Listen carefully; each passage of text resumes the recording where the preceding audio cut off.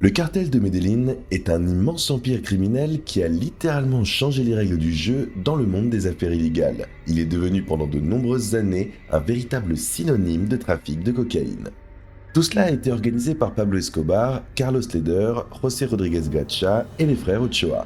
Nous avons déjà publié sur notre chaîne une vidéo de près de 2 heures sur Pablo, avec une analyse approfondie de son parcours que vous pourrez regarder en cliquant sur le lien dans la description. Et dans cette vidéo, nous voulons nous concentrer davantage sur les autres leaders du cartel de Medellín et expliquer plus en détail comment fonctionnait toute l'organisation et pas seulement Escobar. Si vous souhaitez découvrir comment une bande de petits contrebandiers est parvenue à devenir des criminels les plus riches de leur génération, installez-vous confortablement car voici l'histoire du cartel de Medellín de l'autre côté de la loi. Carlos Leder est le seul des chefs de Medellín à avoir écrit un livre sur cette période de sa vie, et toutes ses activités sont mieux documentées que celles de tous les autres, à l'exception d'Escobar, bien sûr. George Young a parlé de lui dans son livre et dans de nombreuses interviews. Il faisait aussi régulièrement les gros titres de la presse. Pour ceux qui ne le savent pas, Young est le personnage qui a inspiré le film Blow avec Johnny Depp. Nous avons également une vidéo qui lui est consacrée sur notre chaîne. Mais aujourd'hui, nous ne parlons pas de lui, mais de Leder. Carlos Enrique Leder Rivas est né le 7 septembre 1949 à Armenia, capitale du département colombien de Quindío, dans une famille d'ingénieurs allemands et colombiennes. Son père, Klaus Wilhelm Leder, est arrivé en Colombie en 1927 d'Allemagne. Il était ingénieur dans une entreprise allemande qui concevait et construisait des infrastructures, notamment la ligne ferroviaire reliant Pereira à Manizales, ainsi que la gare de cette dernière ville, d'où était originaire la mère de Leder, Elena Rivas, ancienne reine de beauté et fille d'un bijoutier. C'est là qu'ils se sont rencontrés, se sont mariés et ont eu 4 enfants. Après avoir fondé une famille, Leder père vécut en permanence en Colombie, changea son nom en Guillermo et ne revenait que rarement dans son pays natal pour rendre visite à sa famille. À cause de son père, Carlos fut surnommé El Alemán, qui signifie l'allemand, dès son enfance. La famille vivait plutôt bien, elle possédait une petite entreprise de production et d'importation d'huile précieuse et de vin fin, ainsi qu'un petit hôtel appelé Pension Allemande qui était constamment surveillé par les autorités en raison de la présence massive de citoyens allemands. L'hôtel était très populaire, les fonctionnaires locaux y séjournaient souvent, mais cela ne dépassait pas le stade de la surveillance. Selon la rumeur, le père de Carlos Leder était un nazi convaincu et un antisémite, et il avait installé un hôtel dédié aux Führer sous l'escalier de sa maison. Selon Carlos lui-même, il était depuis son enfance le mouton noir de la famille. Ses parents s'efforçaient de donner la meilleure éducation possible à leurs enfants, mais le plus jeune fils résistait obstinément, et ses études s'arrêtèrent en 6e. En 1959, Elena Rivas a demandé le divorce de son mari, qu'elle accusait de mauvais traitement. De son côté, il a répondu par une demande similaire, invoquant l'infidélité de son épouse comme motif du divorce. En 1961, la Cour suprême a donné gain de cause et a réparti les biens et les enfants entre les ex-époux. Les aînés sont restés avec leur père en Colombie, tandis que Carlos et son petit frère ont quitté leur mère pour les États-Unis, où ils se sont installés à New York. Là-bas, quand il a grandi, Carlos traînait dans le quartier de Jackson 8, dans le Queens, parce qu'il y avait beaucoup de Colombiens et après quelques années, alors qu'il faisait la plonge dans un snack bar, il a fait la connaissance de chauffeurs de Californie qui travaillaient dans une agence de location de voitures. Ils arrivaient toujours dans de belles voitures neuves et un jour, Leder a entendu que ces gens vendaient une voiture neuve pour 300 $. Il leur a demandé pourquoi est-ce qu'elle était si bon marché et ils lui ont répondu qu'on pouvait la conduire pendant 1 mois ou 2, puis la revendre.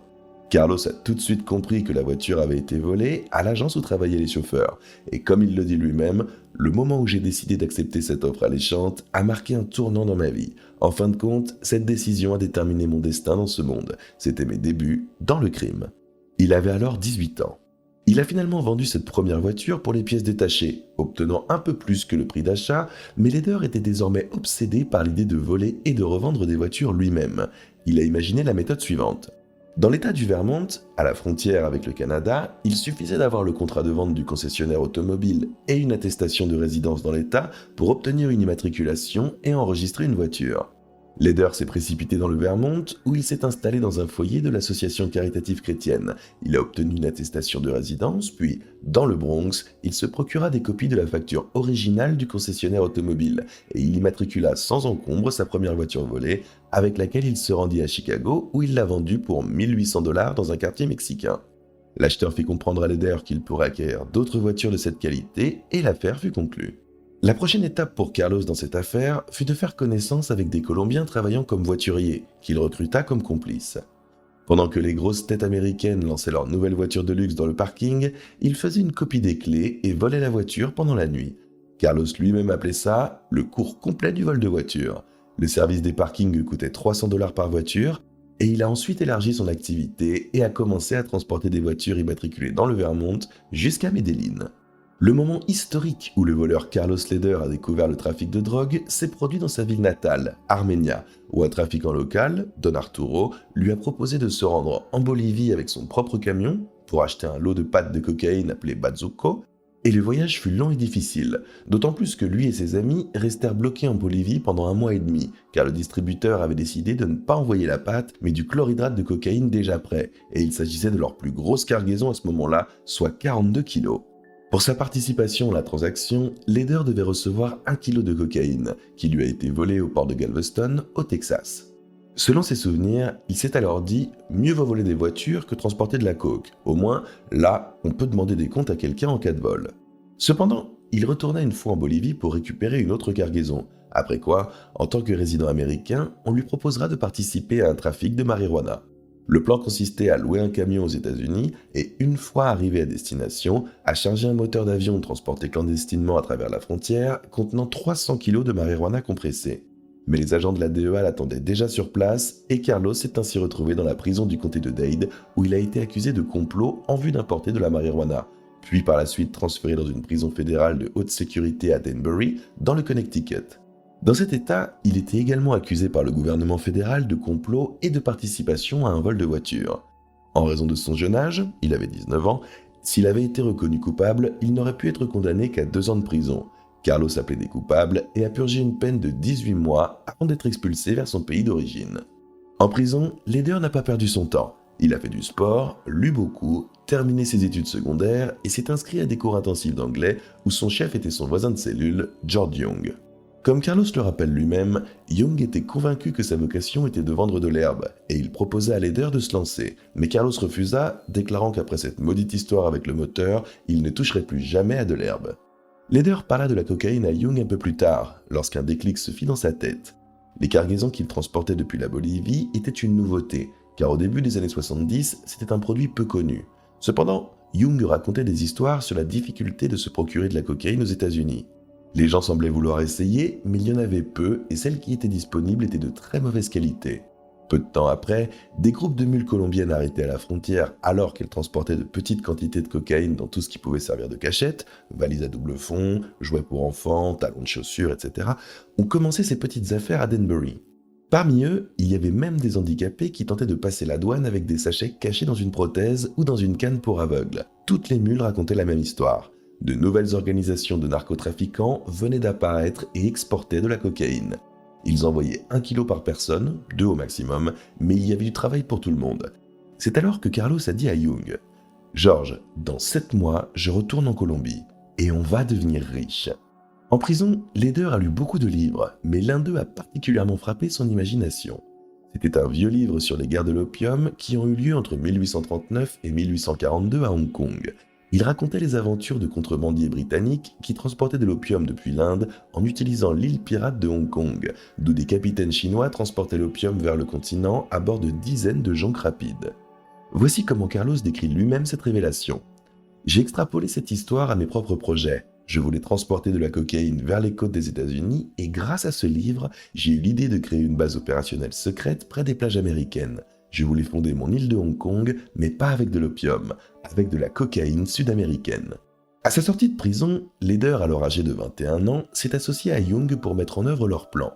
Vous pouvez en savoir plus sur leurs aventures et la création de leur entreprise de transport dans la vidéo sur Young. D'ailleurs, Leder a son propre point de vue sur ce qui s'est passé entre lui et Young. Il affirme que George, par son comportement irresponsable, a peu à peu exaspéré tout le monde et empêché le bon déroulement des affaires, à tel point que son principal distributeur, Richard Barrill, dont Young ne voulait pas révéler le nom à Carlos, a lui-même exprimé le souhait de se retirer de l'affaire avec les Colombiens. Très vite, les premiers gros bénéfices arrivent et Leder se lance dans des opérations de blanchiment d'argent en créant une société de vente de voitures, Leder Auto à Medellín, dans le quartier prestigieux d'El Poblado, non loin du centre commercial San Diego. C'est dans cette agence qu'il fit la connaissance de Pablo Escobar, dont le cousin Gustavo Gaviria avait acheté 2 Porsche de luxe chez Leder. Les rumeurs concernant ces deux malfrats, capables de transporter de la marchandise aux États-Unis, se répandirent rapidement en Colombie, où beaucoup avaient pris conscience du potentiel de la cocaïne. Des laboratoires ont vu le jour, les paysans ont commencé à cultiver la coca et les bases de la production de cocaïne s'organisaient. C'est ainsi que Leder a fait la connaissance d'El Mexicano, José Rodríguez Gacha, un propriétaire entreprenant de plusieurs plantations et laboratoires à Boyacá. À peu près à la même époque, en 1977, l'un des pilotes de Leder lui a parlé de l'île de Norman's Cay, aux Bahamas. Plusieurs maisons y étaient à vendre et l'île était idéale pour devenir le Hong Kong des pirates. Elle se trouvait à seulement 40 km de Nassau et à 140 km de Miami. Il y avait une large piste d'atterrissage goudronnée et aucune autorité, car l'île était considérée comme privée. Leder a racheté l'hôtel local et les sympathiques vieillards, propriétaires de l'hôtel de Norman's Cay, ne savaient pas encore où cela allait les mener. Carlos a rapidement noué des relations chaleureuses avec le ministre local de l'Agriculture lors de sa visite sur l'île, en faisant un don substantiel à sa campagne électorale et a commencé à s'emparer du territoire. L'île a vu arriver de plus en plus d'avions et de Colombiens employés dans la construction et l'entretien des maisons. En l'espace d'un an, Leder occupa 70% des terres de Norman's Cay et ferma l'hôtel pour mettre fin à l'afflux de touristes. Il demanda poliment aux propriétaires du yacht club et du centre de plongée de ne plus venir, mais l'île ne contenait pas que des gens respectables, on le découvrira un petit peu plus tard. Quelques années avant l'arrivée d'Al Aleman, l'île avait été choisie par Ed Ward, un petit trafiquant qui transportait de l'herbe. Ward a rapidement compris qu'il avait pris le contrôle de l'île et est allé voir Leder pour discuter. Carlos avait justement besoin de pilotes expérimentés et Ed, après quelques hésitations, a commencé à transporter de la cocaïne avec son équipe. Peu après, le bras droit du Premier ministre des Bahamas rendit visite à Leder. Au cours de sa visite, il s'est assuré qu'il avait affaire à un homme d'affaires sérieux, car il a immédiatement reçu en cadeau une BMW neuve et, selon Carlos, ils se sont mis d'accord sur un loyer mensuel de 150 000 $ pour l'île et des garanties de sécurité. Des phares et des radars modernes ont été installés sur l'île, la piste d'atterrissage a été rénovée et des hangars ultra modernes ont été construits pour les avions. Le périmètre a été entouré d'une clôture électrifiée et de tours de garde. Une légende raconte que tous les habitants ont été tués, mais il s'agit probablement d'une invention. Seul un des plus récalcitrants a été retrouvé mort sur un yacht. Les autres étaient tout à fait satisfaits des sommes importantes qu'ils avaient reçues pour leur déménagement forcé. D'ailleurs, comme l'a raconté plus tard le propriétaire du centre de plongée, venu pour l'ouverture de la saison, lorsqu'il a vu la tour avec le canon, il n'a pas voulu discuter avec le nouveau propriétaire de l'île. Plus tard, Carlos fit venir d'Allemagne des Dobermann et des bergers allemands féroces, qui devinrent la marque de fabrique de Norman's Cay. Les chiens, accompagnés d'une grande armée jusqu'aux dents, patrouillaient les périmètres de l'île 24 heures sur 24. La garde était entraînée par un bon ami de Leder, Yair Klein, un officier de l'armée israélienne à la retraite. C'est Klein qui, plus tard, formera les combattants du cartel de Medellín à la lutte contre les radicaux de gauche et les politiciens. Et bien sûr, impossible d'imaginer un empire de la cocaïne sans sa maison des filles, une version antérieure de celle qu'on verra plus tard dans le domaine d'Escobar. L'ampleur des fêtes organisées sur l'île était tout simplement stupéfiante. Tous les témoins s'accordent à dire que Norman's Cay, c'était Sodome et Gomorre, un bout de paradis bas et main, transformé en repère de trafiquants endurcis, lourdement armés, où des tonnes de cocaïne ultra pure circulaient librement. Sur l'île de Norman's Cay, Leder a fondé la Société International Dutch Resources LDT, qui servait de couverture à ses véritables activités, la location de hangars et la vente de carburant à des partenaires commerciaux qui transportaient de la cocaïne et de la marijuana vers les États-Unis. Pour 10 000 $, il louait de petits avions modernes pour transporter de la drogue et engageait lui-même les pilotes. L'île était desservie par environ 150 personnes, tant colombiennes que locales. C'était en 1977. Cette année-là, Griselda Blanco, qui soutenait Pablo Escobar à ses débuts, lançait une guerre pour le contrôle du marché de la cocaïne à Miami, tandis que Pablo lui-même, Rodríguez Gacha et le clan Ochoa avaient formé l'alliance qui allait devenir le cartel de Medellín, et à laquelle Carlos Leder allait bientôt se joindre en tant que transporteur. Aucun des « hommes de Pablo », comme on les appelait alors à Medellín, ne parlait anglais, ne connaissait la conjoncture du marché et n'avait de relations particulières avec leurs voisins du Nord. Par exemple, la brève visite d'un des Ochoa à Miami a failli se solder par une arrestation, mais il y avait déjà tellement de marchandises qu'aucune armée de mules n'aurait pu s'en charger. Et c'est là que la société de transport fondée par Leder et Young entrait en scène. À ce stade, nous allons nous éloigner de l'histoire de Carlos Leder pour parler de la manière dont Rodríguez Gacha et le clan Ochoa sont devenus des membres à part entière du cartel de Medellín. Rappelons qu'en 1977, les trois plus grands trafiquants ont conclu une alliance amicale à Medellín. À l'époque, leur organisation ne s'appelait pas encore un cartel, mais chacun d'entre eux avait déjà attiré l'attention des autorités mexicaines d'une manière ou d'une autre. Vous pouvez regarder notre vidéo consacrée à Pablo Escobar et nous allons maintenant vous parler des autres. Commençons par Rodríguez Gacha, surnommé El Mexicano, déjà mentionné plus haut. Comme Pablo Escobar, Gacha est parti de rien. Il est né dans une famille pauvre de paysans cultivant des fleurs dans le village de Veraguas, dans la municipalité de Pacho. La misère l'a contraint à quitter l'école à l'âge de 12 ans et à aller travailler comme débroussailleur. Dès son enfance, il avait un caractère fort et ne se laissait jamais faire, tout en faisant preuve de nombreux talents criminels. Autre fait curieux, il n'avait jamais eu de papier d'identité. Ni passeport, ni carte d'identité, ni permis de conduire. Il n'existait donc pas officiellement. Un peu plus âgé, Gacha partit pour Bogota à la recherche d'une meilleure vie, où il fit la connaissance de Gilberto Molina, un magnat de l'émeraude qui, après avoir éliminé tous ses concurrents au cours d'une lutte qui dura 10 ans, devint le véritable maître des mines d'émeraude. C'est là que les talents du jeune Gacha se sont révélés utiles. Il est d'abord devenu le tueur à gages du roi de l'émeraude, puis a pris la tête de son armée personnelle. Mais le futur El Mexicano ne voulait pas être sous les ordres de quelqu'un d'autre. Et au début des années 1970, il s'est intéressé à un marché prometteur, celui du trafic de marijuana. Cependant, il a compris rapidement que l'herbe était une marchandise extrêmement difficile à transporter et qu'elle ne rapportait pas les profits escomptés, surtout en raison de la concurrence existante, contrairement à la cocaïne, qui gagnait en popularité. Gacha fut également l'un des premiers à comprendre un fait simple. L'achat de pâtes de cocaïne au Pérou et en Bolivie était un maillon superflu, et il fit venir dans sa municipalité de Pacho, oubliée de Dieu et de l'État, des plants de coca. Dans un climat favorable, les arbustes donnaient 3 à 4 récoltes par an, et des paysans sans terre affluent de toute la région pour participer à cette nouvelle ruée verte. Gacha est apparu pour la première fois sur les radars des forces de l'ordre en 1976.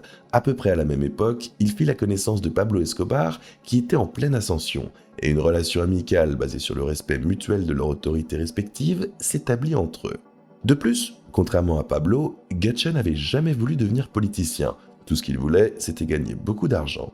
Selon l'agent de la DEA Baruch Vega, El Mexicano a toujours été une cible plus importante que Pablo, car c'était entre ses mains que se trouvait la majorité des plantations, ainsi que la branche armée la plus puissante du cartel. À la fin des années 70, environ 4000 hectares de jungle impraticable étaient couverts de buissons de coca. À la fin des années 90, ce chiffre dépassera les 150 000 hectares. C'est à cette époque qu'il a reçu le surnom d'El Mexicano. De tous les membres du futur cartel de Medellín, c'est Gacha qui avait la meilleure relation avec les Mexicains.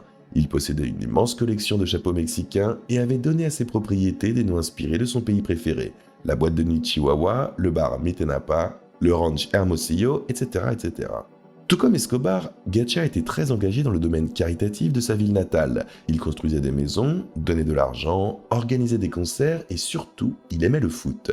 Il était notamment l'un des principaux actionnaires du club Millonarios de Bogota et ses terrains étaient connus pour être les plus beaux et les mieux entretenus de tout le pays.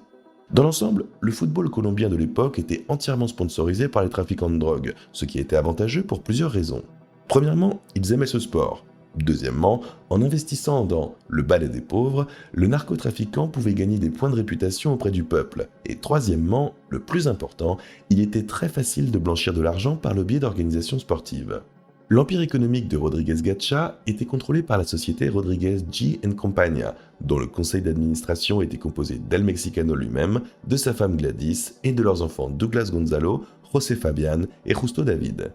Depuis cette société, le trafiquant de drogue contrôlait son entreprise agro-industrielle Inverganedaras, grâce à laquelle il fournissait du bétail à ses fermes de Cuernavaca, Mazatlán, Jalisco, Santa Rosa, Quintana Chihuahua et Rancho Hermosillo. Il finançait également le haras de Chihuahua où étaient élevés ses chevaux de luxe, dont le plus précieux s'appelait Tupac Amaru, un étalon acheté $1 million à l'aîné des Ochoa.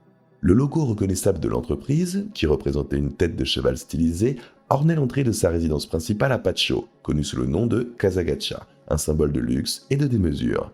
La maison avait été construite par des architectes japonais de manière à ne pas déranger les voisins. Gacha aimait les concerts live, mais il respectait les autres, si bien que les murs étaient insonorisés. L'intérieur était d'une opulence saisissante. Peau d'ours, vaisselle européenne antique et de l'or et encore de l'or. Selon la légende, même les robinets de la Casa Gacha étaient en or pur et le bâtiment abritait un système de cachette pour l'argent et des tunnels secrets. À Bogota, Gacha possédait 8 appartements extrêmement chers et un centre de divertissement près de l'aéroport de Guaymaral, d'où partait la cocaïne prête à être vendue.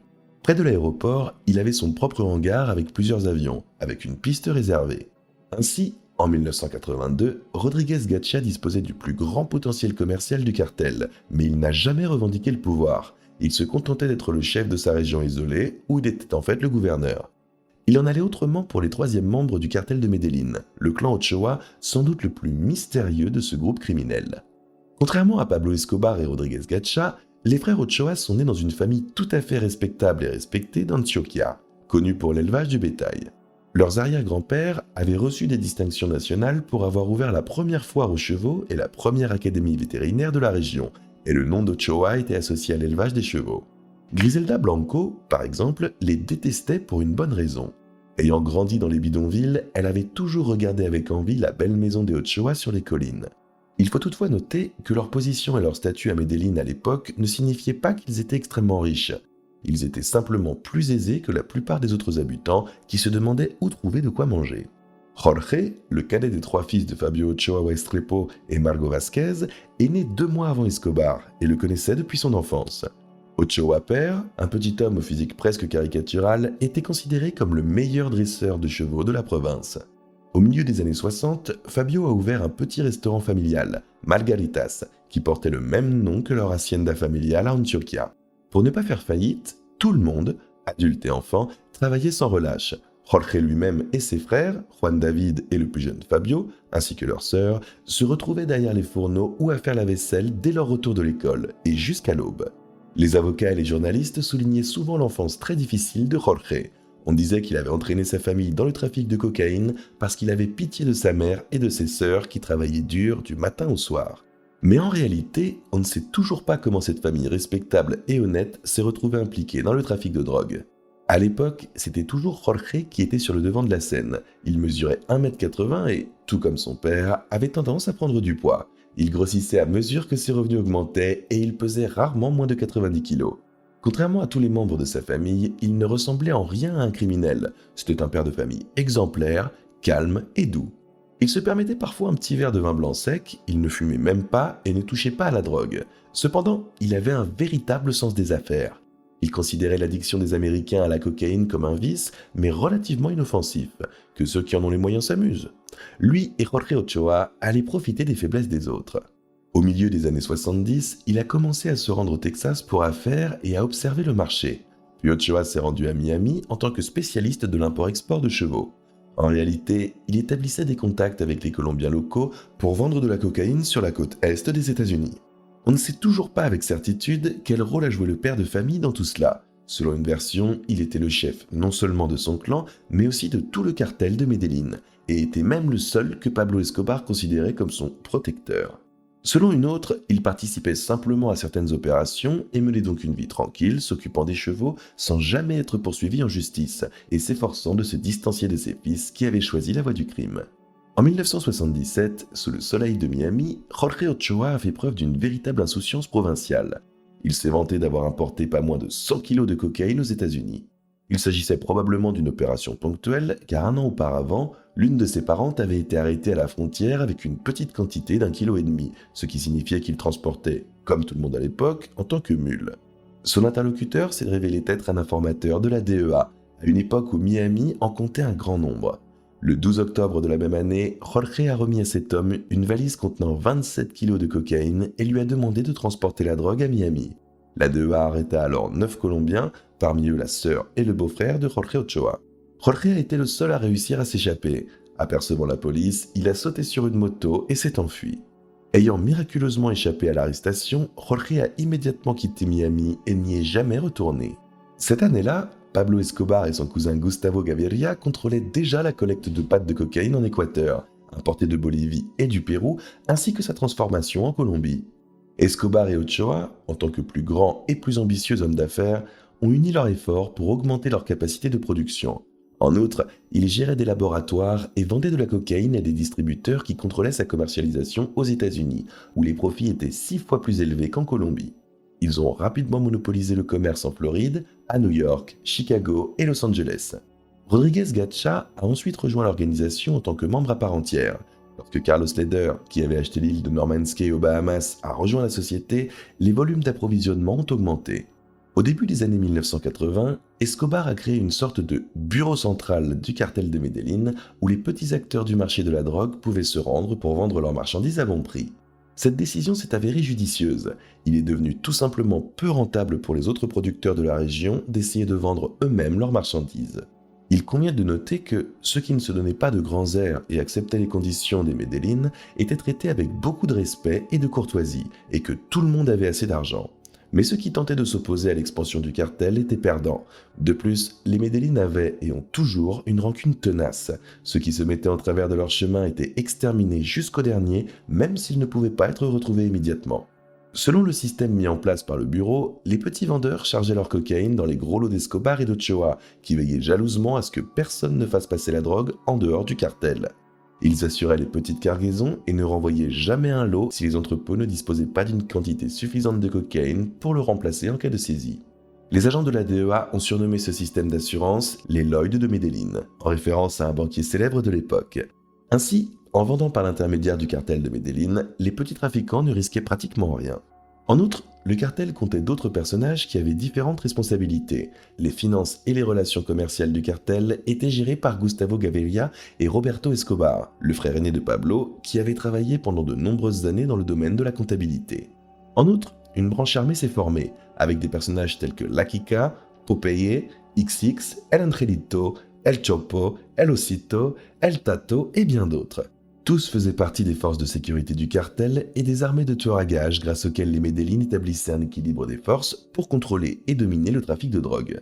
Ils ont tous été entraînés par le propriétaire de la société militaire privée Oida Anit, Yair Klein, un ami de Carlos Leder que j'ai mentionné précédemment. Selon certaines informations, à la fin des années 1980, le cartel comptait plus de 2000 combattants entraînés. Le membre le plus célèbre du cartel à l'heure actuelle est sans doute Popeye, qui a reçu ce surnom en raison de sa ressemblance avec le personnage de dessin animé. Comme tout le monde, il a avancé sa propre version de l'identité du chef du cartel de Medellín. Selon lui, c'était Jorge Ochoa, c'était à ses ordres que Pablo Escobar obéissait. Popeye est décédé en 2020 après une vie riche en événements. Il a réussi à purger une peine de 23 ans pour avoir avoué 257 meurtres commandités et participé à la préparation de plus de 3000 meurtres, à écrire ses mémoires, animer une chaîne YouTube et même, après sa libération, à retourner en prison en faisant chanter des personnalités importantes telles que Jorge Ochoa, anciennement lié au cartel, dans l'espoir d'obtenir de l'argent. Cela n'a pas fonctionné et il est décédé en détention en 2020. Moins connue est la faction armée du cartel de Medellín appelée El Priscos, dirigée par les frères Prisco, Armando, Alberto, Eneas, El Negro, José Rodolfo et David Ricardo. En 1980, Ricardo Prisco, alias Chino, a été arrêté et condamné pour vol de voiture. Après sa libération, il a été recruté par le cartel de Medellín sur ordre d'Escobar. À son apogée, le groupe comptait une centaine de combattants professionnels. Ricardo Prisco, dans l'esprit de tous les habitants de Medellín, était très populaire auprès des habitants de son quartier, Aranjuez. Dans le supermarché local, il avait ouvert un compte pour ceux qui ne pouvaient pas acheter de nourriture et payer les études universitaires des enfants du quartier. Une statue de la Vierge del Carmen était installée dans la maison de ses frères et, selon des témoins oculaires, ils priaient ensemble devant elle avant chaque action. Et ils avaient beaucoup à faire. Les Prisco étaient impliqués dans toutes les grandes opérations du cartel et on leur attribue au moins 200 assassinats politiques commandités. Leurs noms ont fait la une des journaux après l'assassinat du ministre de la Justice et ils ont été contraints de quitter Medellín. Le groupe criminel a été progressivement éliminé entre 1987 et 1991. En 1991, Ricardo Prisco a été tué le même jour que son frère lors de 2 opérations distinctes menées par la police à Medellín et à Rio Negro. Ainsi, en 1982, tout allait pour le mieux pour les habitants de Medellín. Les centres de production du cartel étaient situés dans le sud du pays, dans les plaines orientales et dans les départements de Meta et Caqueta. L'un des plus grands centres mondiaux de production et de transformation de cocaïne, appelé Tranquillada, y était en activité et produisait plusieurs centaines de kilos par jour. Il n'est pas surprenant qu'une telle échelle ait attiré l'attention des Américains. Pour maintenir des prix élevés, les habitants de Medellín mettaient sur le marché juste assez de marchandises pour que son prix ne baisse pas, et ils en tiraient des profits fabuleux. En 1982, un kilo de cocaïne se vendait $8000 à Medellín et $42 000 à Miami. Au même moment, les Américains ont commencé à fermer la route des Bahamas et l'île de Norman's Cay, sous le contrôle de Leder, ne fournissait plus le trafic nécessaire. Les narcotrafiquants ont commencé à chercher d'autres options et ont finalement trouvé un passage par le Mexique. Notre vidéo sur le cartel de Guadalajara raconte cette histoire en détail. Dans le cadre de cette histoire, nous mentionnerons simplement qu'il y avait tellement de cocaïne qu'il y en avait assez pour tout le monde, tant pour les Colombiens que pour les Mexicains. De plus, l'ouverture des canaux mexicains a conduit à une saturation du marché et, comme on pouvait s'y attendre, le prix du kilo a chuté, mais cela s'est produit après les événements décrits ci-dessus. Cela provoqua l'apparition d'une nouvelle drogue dans les rues des États-Unis, le crack, qui deviendra non seulement un véritable symbole marginal des ghettos américains, mais permettra également au cartel de Medellín de réaliser des profits encore plus stupéfiants. Le prix du kilo baissera, mais cela ouvrira un nouveau marché immense. D'ailleurs, un autre fait intéressant. En Colombie même, la cocaïne n'était pas très populaire dans les années 80. D'une part, malgré la baisse des prix, elle restait chère pour le Colombien moyen, et d'autre part, les Colombiens se sont tournés vers la consommation de pâtes de cocaïne, le bazuco, qui avait un effet addictif instantané et une action mortelle. Carlos Leder et Griselda Blanco ont tous deux été victimes du bazuco. L'une des rares choses qui freinait les narcotrafiquants de Medellín était la loi sur l'extradition. L'accord bilatéral de 1979 entre les États-Unis et la Colombie a été ratifié par les deux parties en 1981. Mais à l'époque, peu de gens y ont prêté attention. La nouvelle n'a même pas fait la une des journaux car elle ne concernait pas du tout la Colombie. Cependant, en 1982, avec le développement de leur organisation, les barons de la cocaïne ont compris que cet accord les concernait directement. La principale menace se cachait dans l'article 8. Les personnes impliquées dans le trafic de drogue étaient passibles d'extradition vers les États-Unis, même si elles n'avaient jamais quitté le territoire colombien. Il suffisait de prouver que ces personnes représentaient un danger pour les États-Unis, c'est-à-dire qu'elles y livraient de la drogue.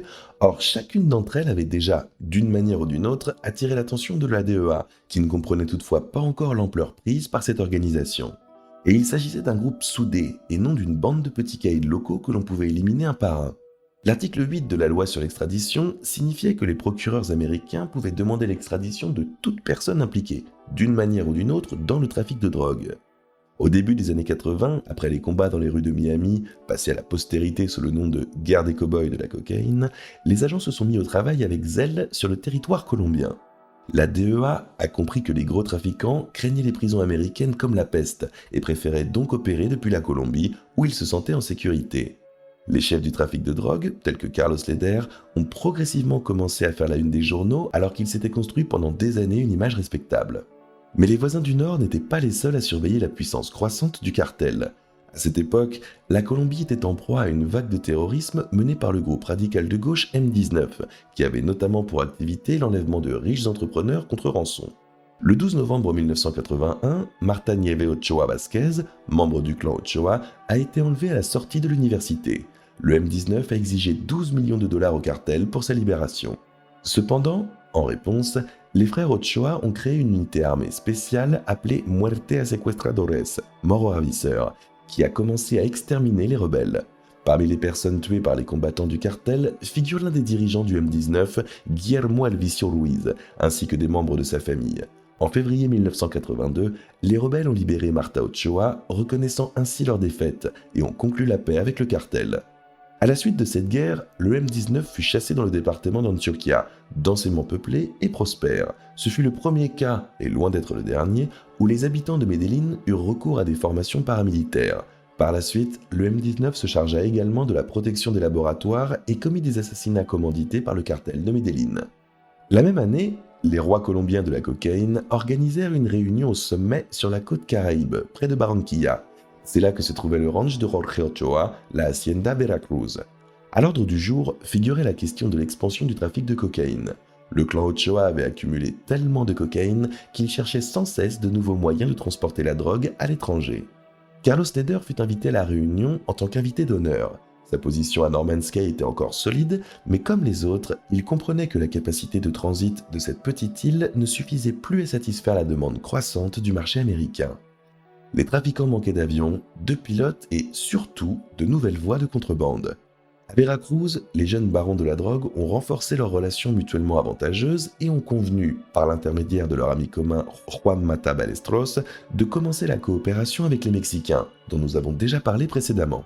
Lors de cette réunion, Jorge Ochoa a également présenté ses propres plans pour l'organisation des nouvelles routes et des nouveaux marchés.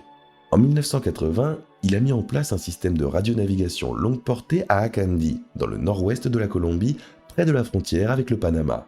Grâce à ce système, la piste d'atterrissage de l'Hacienda Veracruz pouvait accueillir n'importe quel type d'avion. Longue de plus d'1,5 km, elle était même adaptée aux gros avions cargo. Ils discutaient des cargaisons communes et se répartissaient les tâches afin de contrôler au mieux le réseau de trafic de drogue. Le cartel grandissait de jour en jour, mais ce n'est que quelques années plus tard, grâce à la collaboration entre Escobar, Gacha et Ochoa, qu'il prit une ampleur sans précédent et que le parrain mexicain Miguel Ángel Félix Gallardo s'impliqua pleinement dans l'entreprise, leur donnant en quelque sorte carte blanche. Il avait moins à se soucier du transport et pouvait se concentrer davantage sur leur sécurité. En effet, le renforcement de cette alliance, à l'intérieur du pays, s'est fait dans un climat de violence incessante. La police de Medellín était impuissante à mettre fin à la violence et au meurtre. En 1982, la ville est devenue le fief des rois de la cocaïne. La police et les politiciens acceptaient des pots de vin et se taisaient, et sinon, c'était la mort qui les attendait. La loi Plata o Ploma était bien plus efficace que les accords d'extradition. Les anciens contrebandiers n'avaient plus leur place dans le nouveau système. À quelques exceptions près, ils ont rendu leur position sans résistance. Ils n'avaient ni l'intelligence ni la volonté nécessaires pour rivaliser avec la jeune génération. La plupart ont pris leur retraite et les autres s'habituèrent à un rôle subordonné sous l'autorité de leurs enfants ou neveux. Cependant, quelques rebelles ont été contraints de céder le passage ou ont tout simplement été éliminés. Une nouvelle ère du trafic de drogue a commencé, les solitaires ont laissé la place à des bandes. Cependant, la ville regorgeait de personnages suspects qui jetaient l'argent par les fenêtres. De sorte que les dépenses quotidiennes des rois de la cocaïne au début des années 80 ne se remarquaient pas particulièrement. L'argent coulait à flot dans la ville et ils le dépensaient à qui mieux mieux. Au début, il était assez difficile de distinguer les barons de la drogue des autres riches. Pablo Escobar adorait les courses automobiles et alignait toute une équipe avec équipement complet et voiture pour les compétitions municipales. Rodriguez Gacha est devenu le protecteur officieux et le principal employeur de ce compatriote Pacho. Le clan Ochoa a poursuivi ses anciennes activités, l'élevage de chevaux et de taureaux de race, mais sans précédent. Les chevaux des Ochoa suscitaient l'admiration des amateurs du monde entier et apparaissaient même dans des publicités européennes. Les Ochoa ont littéralement racheté tout le secteur lié à la corrida, un divertissement très populaire en Colombie. Les passions qui animaient ce milieu ont même été qualifiées dans la presse de « cartel de la corrida de Medellín ». Les Ochoa ont physiquement éliminé tous leurs concurrents, les propriétaires pacifiques des ranchs d'élevage de taureaux, afin de devenir monopolistes. Une affaire criminelle liée à des taureaux de combat espagnols permettra à Jorge de retourner en Colombie, mais nous y reviendrons plus tard. Carlos Leder a construit à Arménie un hôtel appelé la Posada Alemana. Il comptait 24 chambres luxueuses de style suisse, un restaurant, un centre de conférence, une discothèque avec une terrasse panoramique, un mini-zoo avec des lions et une cave à vin avec une collection de boissons raffinées du monde entier. En face de l'hôtel se dressait fièrement une statue de John Lennon nu, et chez les contrebandiers, le toucher avant un transport était considéré comme un porte-bonheur. Leder a racheté dans son Arménie natale des maisons d'habitation, des bâtiments publics et des entreprises privées, ce qui a déclenché une spéculation foncière généralisée et fait tripler le prix des terrains. On le voyait souvent se promener avec un casque de chevalier et des bottes, et il faisait souvent le salut nazi. Leder s'est également lancé dans l'édition. Il avait son propre journal, publié à grand tirage, intitulé Quindio Libre. Il était imprimé à l'encre verte et proclamait la civilisation de la marijuana avec une légère touche de nazisme. Pablo Escobar, d'ailleurs, n'appréciait guère Leder, en raison de son penchant désormais évident pour la consommation de bazooka. De plus, Leder disait des bêtises à tout bout de champ. Il criait des slogans fascistes, se vantait d'avoir donné beaucoup d'argent au Parti libéral pour soutenir un candidat de la présidence. Il associait ainsi publiquement son nom et celui de ses complices contrebandiers au système politique colombien, ce qui lui valait d'apparaître régulièrement à la une des journaux. Bien sûr, le cartel cherchait à influencer les hautes sphères du pouvoir, mais seul Leder s'en vantait inutilement, attirant ainsi l'attention. Escobar le traitait de « bocón », ce qui signifie « grande gueule », mais ses relations et ses contacts restaient importants pour l'organisation. Leder, bien sûr, manquait parfois de prudence, mais c'est Escobar qui a surpassé tout le monde, et ce n'est pas pour rien qu'il est devenu, aux yeux du public, le chef officiel de toute l'organisation. Lors des élections de 1982, Escobar commit un acte d'une incroyable audace, dans le style « la mafia se bat pour le pouvoir ». Il a officiellement été élu au Congrès colombien dans la circonscription d'Envigado, en tant que suppléant. Lorsque le représentant principal d'Envigado, Jairo Ortega, était malade ou simplement absent, Escobar le remplaçait. Le trafiquant de drogue le plus riche du pays était devenu membre du Congrès. Escobar et Ortega soutenaient le sénateur Alberto Santofimio Botero, l'un des piliers du Parti libéral qui jouissait d'un pouvoir et d'une influence colossaux. Santofimio, le politicien préféré du cartel de la cocaïne, est devenu le symbole de la corruption du système politique colombien. Le mandat présidentiel de Turbay Ayala touchait à sa fin, car 1982 devait être une année électorale, et les trafiquants de drogue étaient préoccupés par la loi sur l'extradition qui les empêchait de déployer pleinement leurs activités. Lors d'une réunion, Rodríguez Gacha a clairement fait savoir que ses contacts au sein du parti d'opposition avaient de bonnes nouvelles. Le candidat du parti conservateur Belisario Betancur avait personnellement confirmé à l'un de ses avocats qu'en cas de victoire, il n'avait pas l'intention d'extrader les citoyens colombiens vers les États-Unis. Cependant, Escobar avait des relations dans un autre parti et misait sur les libéraux. Carlos Leder raconte dans son livre comment ils ont lutté de toutes leurs forces pour obtenir l'annulation de l'extradition. Cet épisode est intéressant, surtout du point de vue de la collaboration entre les différents membres de l'organisation criminelle. Pablo a obtenu un siège au Congrès en tant que suppléant d'Ortega et a commencé à soutenir la campagne du candidat Lopez. Ainsi, aussi difficile que cela puisse être à comprendre aujourd'hui, nous, criminels expérimentés, ne comprenions pas tout à fait le jeu des dirigeants politiques. Ils venaient d'approuver au Congrès un accord qui pouvait nous expulser de notre patrie, mais en même temps, ils voulaient notre soutien financier et nos voix. Pablo a organisé une rencontre avec le candidat Lopez. Ce dernier a accepté, à condition que la rencontre se déroule en toute confidentialité dans une chambre de l'hôtel Intercontinental. La veille, Pablo Escobar nous avait convoqués dans son bureau où 6 autres chefs étaient également présents. Jorge Luis Ochoa, Gustavo Gaviria, Pablo Correa, Alonso Cárdenas, Rodrigo Murillo et El Mexicano. Il a proposé à chacun de faire un don de 100 000 $, puis Lopez est arrivé et a déclaré avec assurance que pour l'instant, l'accord d'extradition resterait à l'étude et qu'il ne croyait pas qu'il serait appliqué dans un avenir proche. Pablo a tactiquement mentionné le don que nous avions l'intention de lui remettre et a déclaré que le soutien continuerait. Quelques jours plus tard, Pablo Escobar m'a appelé bouleversé. « Allez, Carlos, j'ai besoin de ton aide. Les salauds de politiciens nous ont déjà trahis. Carlos, ça ne peut pas continuer comme ça. Ils ne savent pas à qui ils ont affaire. Ils nous ont pris 800 000 $ et maintenant ils se moquent de nous. Fais quelque chose, Carlos. » Il s'est avéré que, dans la presse, l'équipe de campagne de Lopez avait assuré qu'elle dénoncerait les trafiquants de drogue, et Escobar lui-même a demandé d'organiser une conférence de presse pour expliquer en détail le soutien apporté à ce politicien de Bogota. Lors de la conférence de presse, Carlos Leder expliqua aux journalistes que des hommes d'affaires respectables et soucieux de l'avenir du pays avaient remis au candidat à la présidence, Alfonso Lopez, un don équivalent à 800 000 $ en signe de protestation contre l'extradition. Le lendemain, l'affaire était dans tous les journaux. Le Parti conservateur s'est réjoui de la révélation de cette rencontre. Rodríguez Gacha a déclaré que, pour sa part, avec d'autres commerçants de Pacho, il avait fait don de près d'1 million de $ aux conservateurs. Et comme le souligne Leder, c'est justement le pari de Gacha qui a porté ses fruits. Le jour tant attendu des élections est arrivé et le candidat Belisario Betancur a remporté une victoire écrasante. Le nouveau président a déclaré qu'il ne se rendrait pas à Washington tant qu'il serait président de la République. Pour le cartel de Medellín, c'était un signal fort et encourageant que l'accord de l'extradition ne serait pas appliqué pendant son mandat. Cependant, il se réjouissait un petit peu trop tôt. Tout de même, les Américains ne restaient pas les bras croisés. Ils commencèrent par s'en prendre à la figure la plus voyante du cartel, Carlos Leder. Son addiction à la drogue ne lui avait pas réussi. L'île de Norman's Cay était devenue un véritable repère, tandis que son propriétaire sombrait dans la paranoïa et la mégalomanie.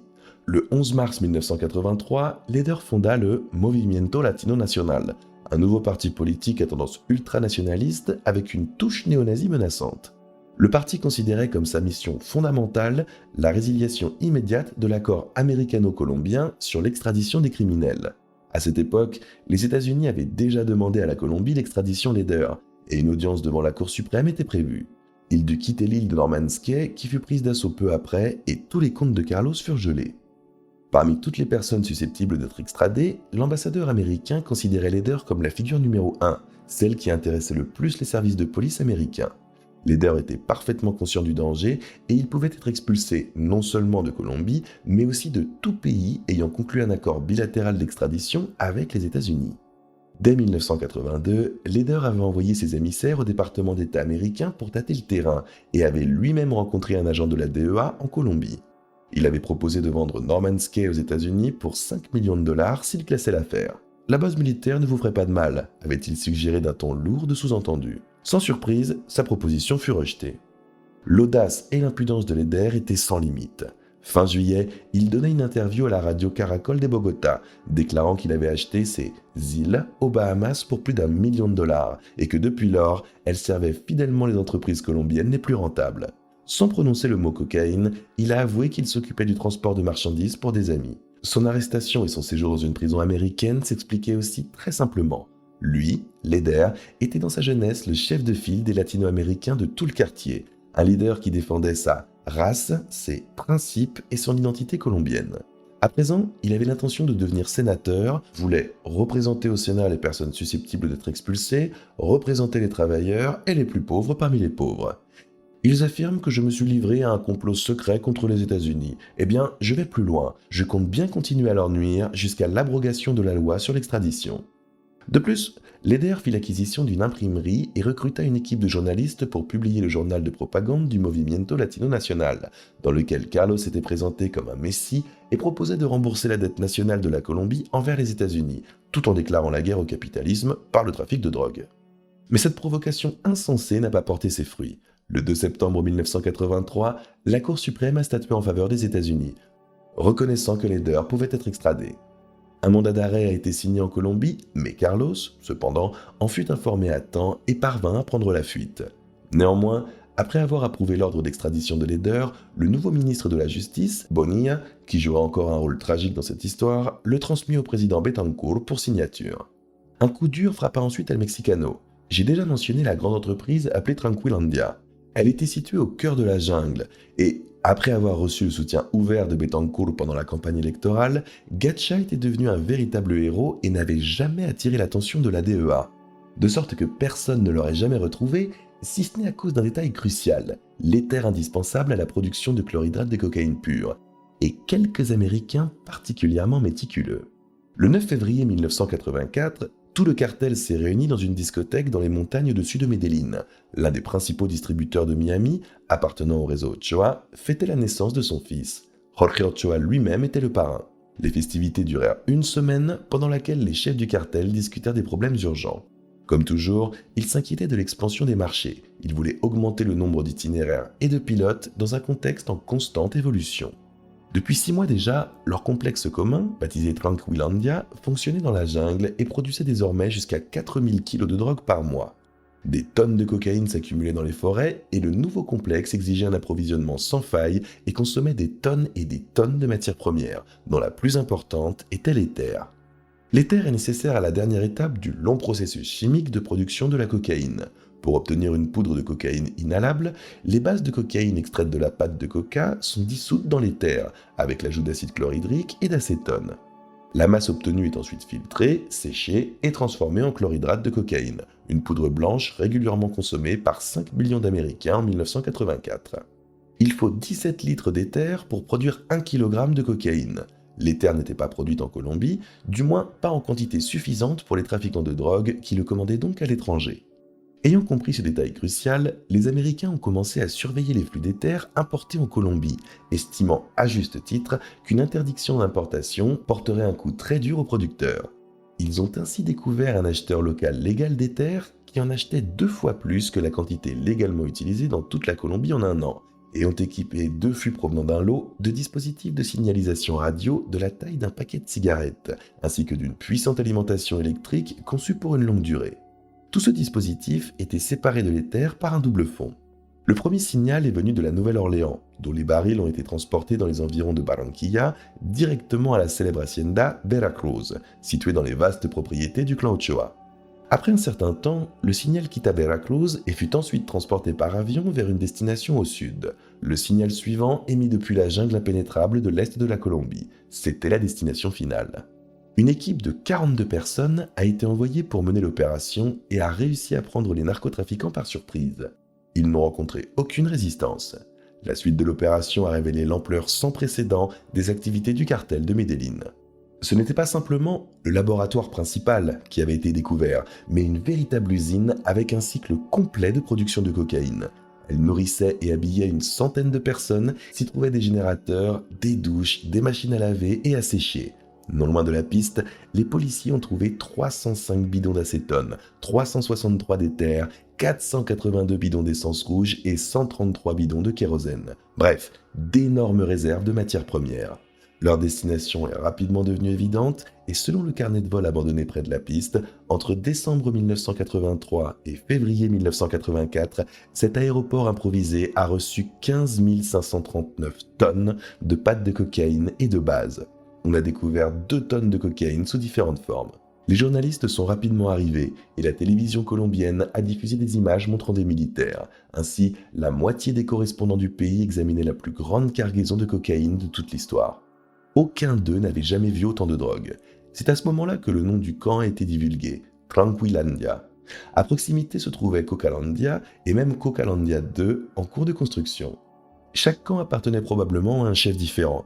On découvrit également un camp de bataille guérilla affilié aux forces des armées révolutionnaires de Colombie, FARC. Il semble que les guerrilleros assuraient la sécurité de la production de cocaïne. En l'espace de 2 semaines, 13,8 tonnes de cocaïne sont parties en fumée, ainsi que 14 laboratoires et camps, 7 avions et 11 800 barils d'éther et d'autres produits chimiques. Les autorités colombiennes ont estimé que ces laboratoires avaient rapporté 12 milliards de dollars de bénéfices nets aux barons de la cocaïne en 2 ans. Les camps détruits, ainsi que la cocaïne brûlée, ont représenté une perte 10 fois moins importante. Après le raid de la DEA, les autorités colombiennes ont compris que le cartel de Medellín ne récupérerait plus ses cargaisons en grappillant ici et là dans des petits laboratoires domestiques. L'existence de Tranquilandia représentait un défi pour le gouvernement. S'il était possible de démanteler une usine, les autres ne seraient qu'une formalité. Il y en avait peut-être des dizaines, voire des centaines. De plus, les faits indiquaient que tout cela rapportait aux habitants de Medellín. Les terres trouvées dans le ranch Veracruz menaient directement au clan Ochoa, mais la plus grande révélation fut la participation de Gonzalo Rodríguez Gacha dans l'affaire. Il s'est avéré être le propriétaire à part entière des laboratoires découverts dans la jungle. C'est ce qu'indiquait l'avion accidenté découvert sur l'une des pistes d'atterrissage de la jungle. Le propriétaire de l'avion était Justo Pastor Rodríguez Gacha, le frère del Mexicano. Le signal suivant est venu de la ville de Leticia, où une rumeur circulait selon laquelle Rodríguez Gacha avait complètement fait faillite à la suite du raid de Tranquilandia.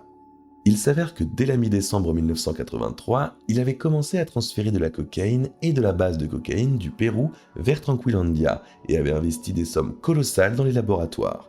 La faillite financière de Rodríguez Gacha confirmait clairement qu'il était un partenaire du cartel de Medellín. C'est ainsi que toute la direction de l'organisation criminelle s'est retrouvée dans le collimateur des forces de l'ordre. À la veille du raid, le prix du kilo de cocaïne à Miami était de 14 000 $ pour les achats en gros. Après le raid, il a instantanément grimpé en flèche et pour la première fois en 3 ans, une pénurie de cocaïne a été constatée.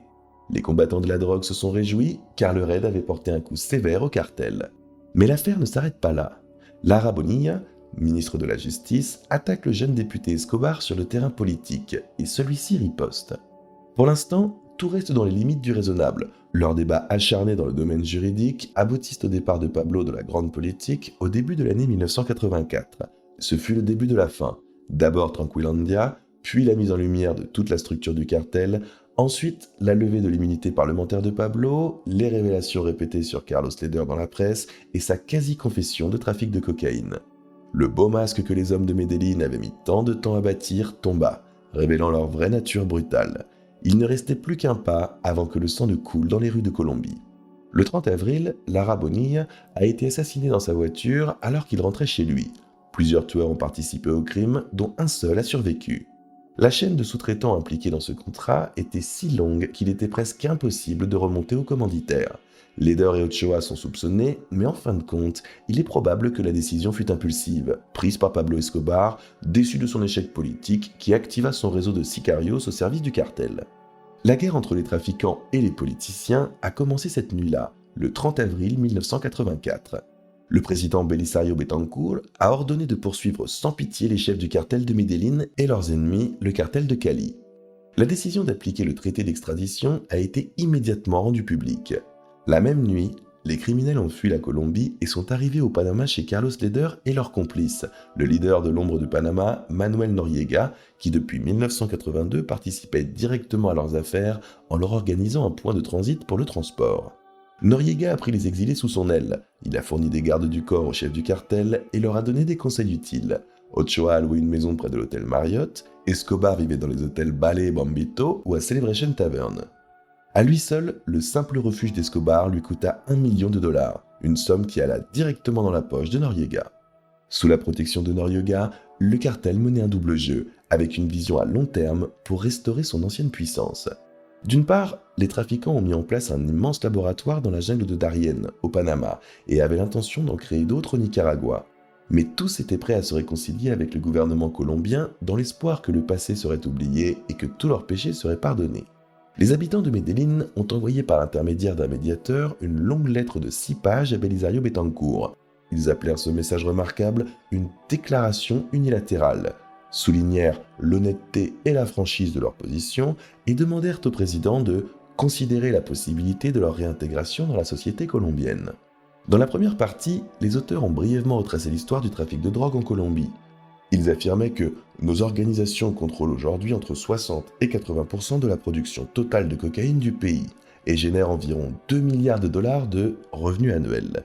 Ils affirmaient ensuite que les organisations que nous représentons n'étaient ni directement ni indirectement responsables du meurtre de Lara Bonilla.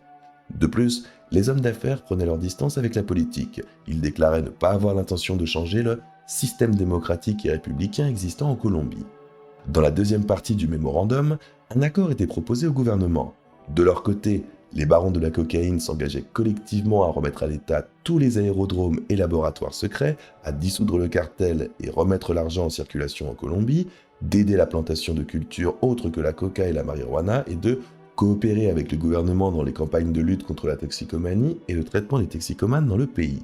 En échange, les hommes d'affaires demandaient à Betancourt de lever l'état de siège instauré après l'assassinat de Bonilla et de s'engager à ne pas extrader vers les États-Unis les criminels ayant enfreint la loi avant cette lettre historique. En d'autres termes, le cartel exigeait l'amnistie. Les trafiquants de drogue recevaient 2 milliards par an et les conservaient à l'étranger. Le retour en toute impunité des contrebandiers signifiait le retour dans l'économie colombienne d'une somme d'argent colossale. On offrait à la Colombie un pot de vin gigantesque. Les membres du cartel n'ont reçu aucune réponse de Betancourt ni de quiconque et ont continué à se terrer au Panama, perdant peu à peu leurs millions. Le 15 juin 1984, à l'aéroport de Miami, les douanes ont intercepté 1,2 tonnes de cocaïne emballées dans des cartons portant la mention « parfum ». Les « parfums » se trouvaient dans la chambre froide d'un avion cargo d'une compagnie aérienne panaméenne qui louait des avions. Une semaine plus tard, les agents panaméens ont saisi 6159 citernes d'éther dans la zone du canal de Panama. Noriega jouait également double jeu. Empereurs dans leur pays natal, les membres du cartel de Medellín se retrouvaient sans défense au Panama, enchaînant les revers et les scandales retentissants. Il devenait évident que le cartel allait devoir quitter le Panama. Ni Escobar ni Ochoa ne se sentaient en sécurité en dehors de la Colombie. Tous deux savaient qu'au final, ils seraient plus en sécurité chez eux, où ils pourraient toujours acheter la protection des puissants et engager des tueurs pour tenir leurs ennemis à distance. Mais Betancourt n'avait pas l'intention de céder. Il nomma à la place de Lara Bonilla un autre combattant de la drogue, Enrico Parra González. Parra était inflexible, tout comme Lara Bonilla, mais contrairement aux défunts ministres, il pouvait désormais compter sur le soutien de Betancourt. À la fin de l'été, les États-Unis ont demandé l'extradition de plus de 60 Colombiens impliqués dans les affaires de trafic de drogue. Et enfin, le 14 août, le juge suprême de Bogota, Manuel Castro Gil, a prononcé des accusations préliminaires contre 14 suspects dans l'assassinat de Lara Bonilla, parmi lesquels les soi-disant instigateurs du crime, Pablo Escobar, les 3 frères Ochoa et Gonzalo Rodríguez Gacha. Leder avait une valeur particulière pour les autorités. Contrairement à Escobar, Ochoa et Rodríguez Gacha, qui se cachaient au Panama, Leder était revenu en Colombie et traînait avec les guerrilleros dans la jungle, devenant le principal responsable des laboratoires et du bon déroulement de la production. Betancourt a signé un mandat d'arrêt à son encontre et Leder n'avait plus le droit de faire appel. Si Carlos avait été arrêté, il aurait pu être tranquillement mis dans un avion et envoyé aux États-Unis sans aucune formalité administrative. En février 1985, Leder a accordé une interview à la télévision espagnole dans l'une de ses cachettes dans la jungle. Barbu, Hirsute, vêtu d'un pantalon taché et d'une veste sans manches noires, il a déclaré aux journalistes qu'il avait l'intention de créer une armée de 500 000 hommes pour défendre l'indépendance nationale, que la question de l'extradition des criminels vers les États-Unis était devenue un problème de libération nationale et que Lara Bonilla avait été abattu par le peuple lui-même avant que le ministre n'ait eu le temps, avec l'aide des impérialistes, d'envoyer de nombreux Colombiens devant les tribunaux américains. Leder se considérait comme le symbole de tous les combattants contre l'impérialisme et affirmait que, dans cette lutte, la fin justifie les moyens. Entre-temps, à la fin de l'année 1984, le cartel de Medellín avait retrouvé une partie de sa puissance et de son influence passée. La situation s'était effectivement calmée au point que ses membres purent retourner en Colombie. Pablo Escobar et Gonzalo Rodríguez Gacha s'occupaient tranquillement de reconstruire leur réseau de producteurs et de distributeurs. Leder se cachait dans la jungle, mais quant à Jorge Ochoa, on n'avait plus entendu parler de lui depuis le mois de mai. Ses frères dirigeaient les réseaux en Colombie, mais Jorge avait disparu après un incident extrêmement confus et complexe impliquant le contrebandier et informateur Barry Seal, dont des témoignages et les photos avaient fait passer George pour un éleveur de chevaux modèle d'Antioquia, voire plus encore. Il avait obtenu des liens entre les cartels et les contras nicaraguayens, qui étaient les pires ennemis du président Reagan, et celui-ci commençait à s'agiter dès qu'il entendait parler des communistes. Barry Seal fut tué d'une balle dans la tête en 1986. Vers juillet ou début août, Ochoa émigra en Espagne, où il avait des relations de longue date, tant pour son élevage de chevaux que pour les affaires du cartel. Il se présentait à Madrid sous le nom de Moisés Moreno Miranda, avec une apparence légèrement modifiée. Ochoa voyageait à travers le pays avec sa femme et donnait une impression très respectable, mais les Colombiens n'ont jamais eu de chance à l'étranger, et Jorge encore moins. Peu après son arrivée, l'épouse d'Ochoa a commencé à effectuer d'importants dépôts en dollars dans les banques locales. Dans l'une des banlieues les plus chics de Madrid, Ochoa a acheté une maison de 750 mètres carrés avec piscine, cours de tennis, entrepôt et discothèque. 4 Mercedes étaient garés devant le garage et Ochoa a inscrit son fils de 5 ans dans une école américaine bilingue. Fin août, le procureur spécial espagnol chargé de la prévention et de l'éradication du trafic de drogue a reçu des informations confidentielles selon lesquelles Moreno Miranda n'était pas celui qu'il prétendait être. Une enquête a été menée et il est rapidement apparu que Moreno Miranda était un trafiquant qui souhaitait s'installer en Espagne. Le 25 septembre, la police a découvert son vrai nom et a écouté 5 conversations téléphoniques. Ochoa avait appelé en Colombie, à Londres, au Panama et en Belgique. La police en a informé le président de la DEA à Madrid, qui a télégraphié à Washington. Le ministre de la Justice a préparé une demande d'extradition d'Ochoa dans le cadre de l'affaire nicaraguayenne. La demande a été envoyée à l'ambassade des États-Unis à Madrid et le 17 octobre, l'ambassadeur a transmis une copie du document au ministère espagnol des Affaires étrangères. Les États-Unis exigeaient l'arrestation d'Ochoa. La police espagnole a surveillé Ochoa pendant plusieurs mois. L'ampleur de ses activités était effrayante. En novembre, on a appris qu'Ochoa avait l'intention d'acheter plus de 4000 hectares de terre dans le sud de l'Espagne. La police craignait qu'il utilise ce ranch pour transformer l'Espagne en un centre international de distribution de cocaïne. Le 15 novembre 1984, la police espagnole a arrêté Ochoa et sa femme et gelé tous leurs comptes bancaires. Les agents de la DEA ont veillé à ce que le fils d'Ochoa quitte son école américaine. Pour l'administration Reagan, l'arrestation de Jorge Ochoa était un cadeau du ciel. Moins de 4 mois s'étaient écoulés depuis que le gouvernement américain avait qualifié Ochoa et d'autres membres du cartel de Medellín de partenaires criminels du gouvernement sandiniste du Nicaragua.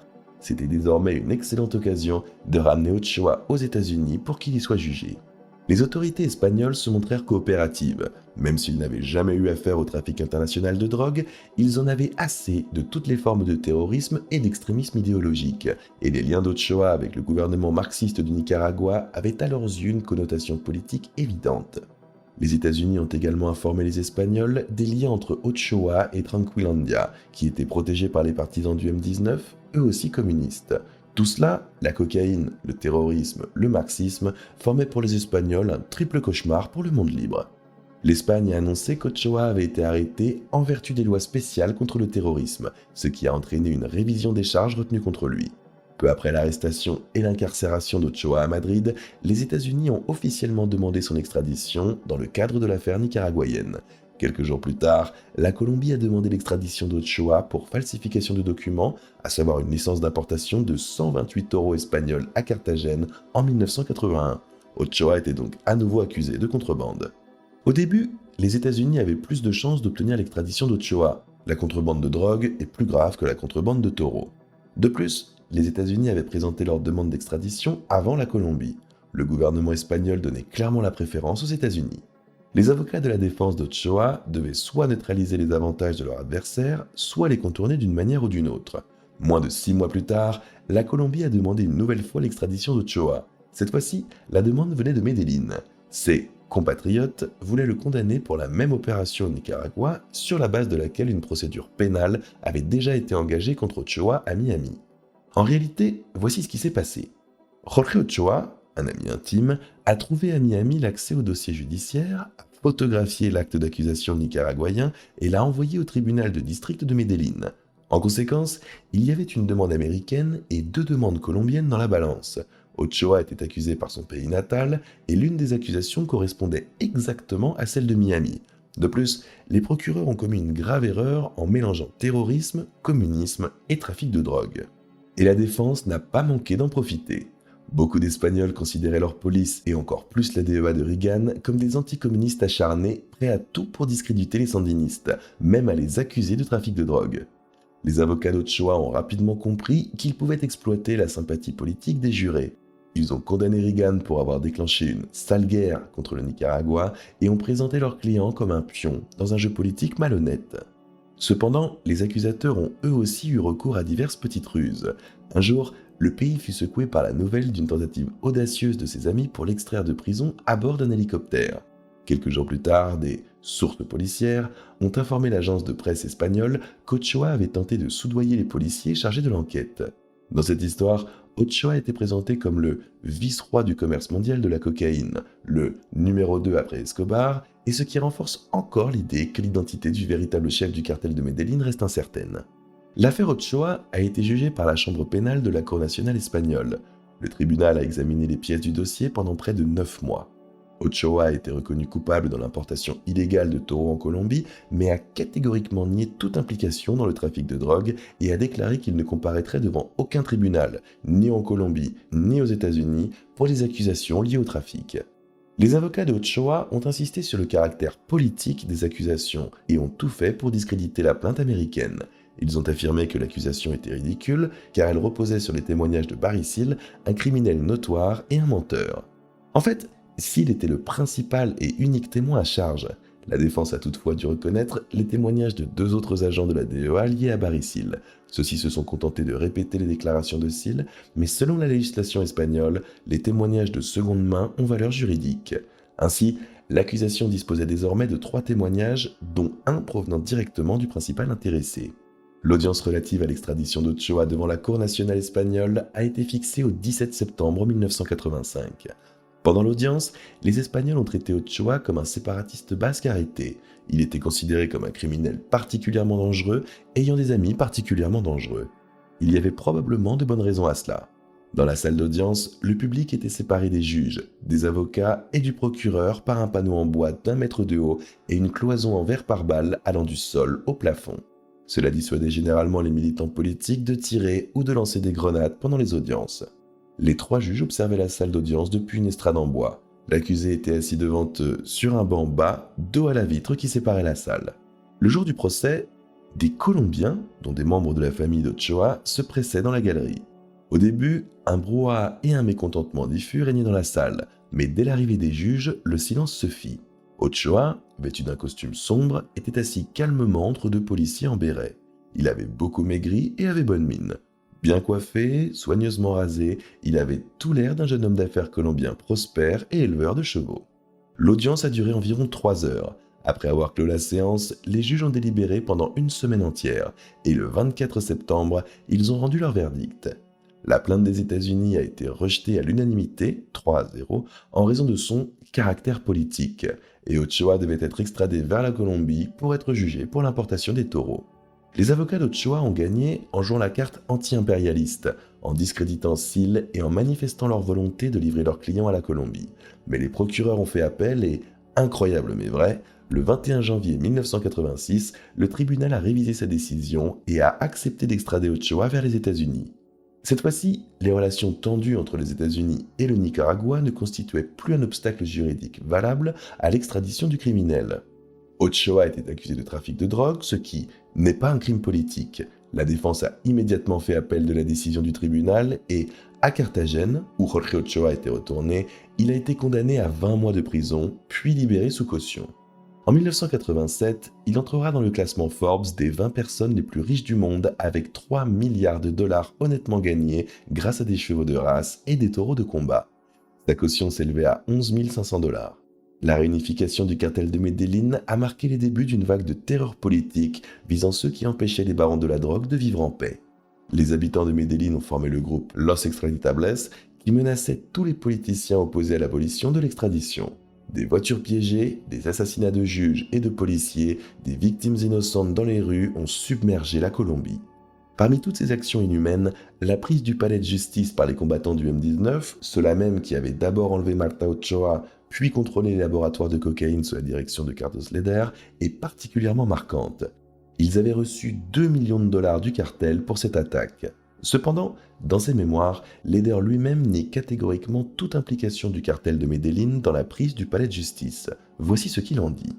En ce qui concerne les nombreuses spéculations liées à l'implication de Pablo Escobar, et bien sûr du cartel de Medellín, dans le financement de l'enlèvement, je peux vous assurer qu'il s'agit de fausses informations. Ni Pablo Escobar, ni moi-même n'avons jamais eu connaissance des plans du M-19 visant à prendre d'assaut le palais de justice. De plus, à mon avis, ce type d'opération de guérilla visant à prendre d'assaut et à occuper un bâtiment ne nécessite pas de dépenses importantes, car les guerrilleros armés ne sont pas rémunérés et ne sont pas des mercenaires sous contrat. Une guerre générale a éclaté dans les rues de Medellín, et lorsque la police s'en mêla, ce fut un véritable bain de sang. Pour en savoir plus sur les raisons et comment la police est devenue la cible des trafiquants de drogue, regardez notre vidéo sur Pablo Escobar en cliquant sur le lien dans la description. À cette époque, la violence faisait partie du quotidien des habitants de Medellín. En 1985, 1698 meurtres ont été enregistrés, soit le taux le plus élevé par habitant du pays où 11 000 meurtres ont été commis au total cette année-là, un chiffre bien supérieur à celui de tout autre pays non en proie à une guerre civile. Mais 1986 a battu tous les records, 3500 meurtres, 10 par jour. Le meurtre était la principale cause de décès chez les hommes âgés de 15 à 40 ans. Sur les 1155 cas enregistrés dans la ville au cours des 6 premiers mois, 80,4% des meurtres ont été commis avec une arme à feu. En 1987, Carlos Leder est enfin capturé dans la jungle. Désespéré, il a même écrit une lettre à George Bush pour demander un accord. Les audiences dans son procès ont duré 7 mois, auxquelles George Young a participé avec grand plaisir, car il avait enfin l'occasion de se venger de son ancien ami qu'il avait trahi peu après le début de leur collaboration. Selon Young lui-même, il a témoigné contre Carlos avec l'autorisation d'Escobar, qui lui aurait téléphoné en prison après avoir appris que Leder était prêt à tout avouer. George a parlé sans cesse, révélant de nouveaux détails sur la création du cartel de Medellín, ce qu'il connaissait bien sûr. Comme l'écrit Leder lui-même, ce fut l'événement le plus douloureux de sa vie, lorsque toutes ces années passées furent exposées en détail au grand public. Finalement, Carlos Leder avait été reconnu coupable de tous les chefs d'accusation de trafic de cocaïne. Voici ce qu'il en dit lui-même. Bien sûr, j'étais coupable à 100% de toutes les accusations de trafic de plusieurs tonnes de cocaïne. J'étais un contrebandier, un trafiquant international qui franchissait les frontières terrestres et maritimes ainsi que l'espace aérien américain pour transporter de la cocaïne sud-américaine. C'était mon métier dangereux, mais aussi ma mission et mon devoir en tant que membre du cartel de Medellín. J'étais un trafiquant de drogue colombien recherché depuis de nombreuses années par l'administration de contrôle des drogues. Carlos Leder a été condamné à 135 ans de prison et, après un an passé en isolement cellulaire, sa vue s'est brusquement détériorée. Mais ensuite, comme George, il a eu de la chance. Les États-Unis ont envahi le Panama, capturé le traître Noriega et Carlos a témoigné contre lui, toujours selon leur rumeur, avec l'accord de Pablo Escobar. Selon cette version, Carlos lui-même aurait écrit une lettre pour lui demander de témoigner contre le cartel de Medellín et ses liens avec Noriega, ce à quoi il aurait reçu une réponse positive, à la promesse que personne de sa famille ne serait blessé. Escobar a tenu sa promesse et Leder a repris espoir. En échange, sa peine a été réduite à 55 ans, dont il en a purgé 33 en travaillant principalement dans la cantine de la prison. À l'été 2020, il a été libéré et expulsé vers sa deuxième patrie, l'Allemagne, où il vit toujours. Cette année, il a publié un livre sur sa vie intitulé « La vie et la mort du cartel de Medellín ». Après son incarcération, son célèbre hôtel à Armenia s'est transformé pendant 19 ans en un immense repère à ciel ouvert où se rassemblaient les fans de John Lennon. Aujourd'hui, le site de la Posada Alemana a été transformé en parc de loisirs familial et la célèbre statue a disparu dans une direction inconnue. Mais revenons aux années 80. L'arrestation de Leder n'a eu aucune incidence sur les activités de ses collègues. Seul Jorge Ochoa, après ses mésaventures en Espagne, s'est retiré temporairement, laissant les rênes du pouvoir à ses frères. Il a réussi à sortir de prison sous caution et, à partir de ce moment, il a semblé disparaître de la circulation. En fait, il ne restait plus que 2 membres parmi les plus violents du cartel, Escobar et Gacha. El Mexicano s'est définitivement imposé comme ministre de la Défense du cartel de Medellín, devenant le principal allié et partisan d'Escobar pendant la guerre contre l'État. En 1989, il disposait d'un groupe d'1 millier d'hommes armés, au centre duquel se trouvait une unité d'élite composée de 70 tueurs triés sur le volet, impliqués dans de nombreux épisodes sanglants, dont l'assassinat de Luis Carlos Galán, candidat au présidentiel et ennemi personnel de Gacha. Cette montée en violence culmina avec l'attentat à la bombe contre un avion en 1989.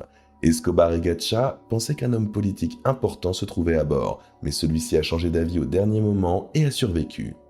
L'explosion a fait 110 victimes innocentes et cet horrible incident a marqué le début de la traque d'Escobar et de Gacha. À la fin de l'année 1989, Rodriguez Gacha a été localisé grâce à un informateur. Navegante, l'homme le plus proche de Gacha, a trahi son maître. Il a révélé que Gacha, son fils Freddy Gonzalo et plusieurs gardes du corps se trouvaient à Carthagène. Lorsque la police et la DEA l'ont appris, ils ont envoyé 30 hommes de l'élite à la commande de l'armée de l'air à Barranquilla et l'ordre a été donné de tenir 2 hélicoptères de la police prêts à décoller de l'aéroport de Santa Marta. C'est ainsi qu'a commencé l'opération militaire au nom évocateur Apocalypse. Jeudi soir, Gacha, qui a compris qu'il avait été repéré, monte avec son fils et 5 gardes du corps à bord d'un bateau et se rend à la ferme El Tesoro, située entre Covenas et Tolu, après quoi les autorités le perdent de vue. Mais grâce à un informateur, une recherche aérienne est lancée dans la région afin de retrouver le bateau. Elle a été découverte à l'aube, mais il n'y avait qu'un seul homme à bord qui a avoué avoir laissé Gacha dans la ferme de Tolu, où les combattants se rendaient pour sauver leur chef. De retour sur place, les soldats à bord des hélicoptères ne remarquent aucun mouvement dans la maison, mais voient seulement un pick-up garé et s'envolent dans une autre direction. Au même moment, le pick-up s'éloigne et une fusillade éclate. Les fugitifs se dispersent dans toutes les directions et Gacha, en escaladant une clôture barbelée, se scalpe presque. Il voit alors son fils se faire tuer et est blessé à la jambe. La balle suivante l'atteint à la tête.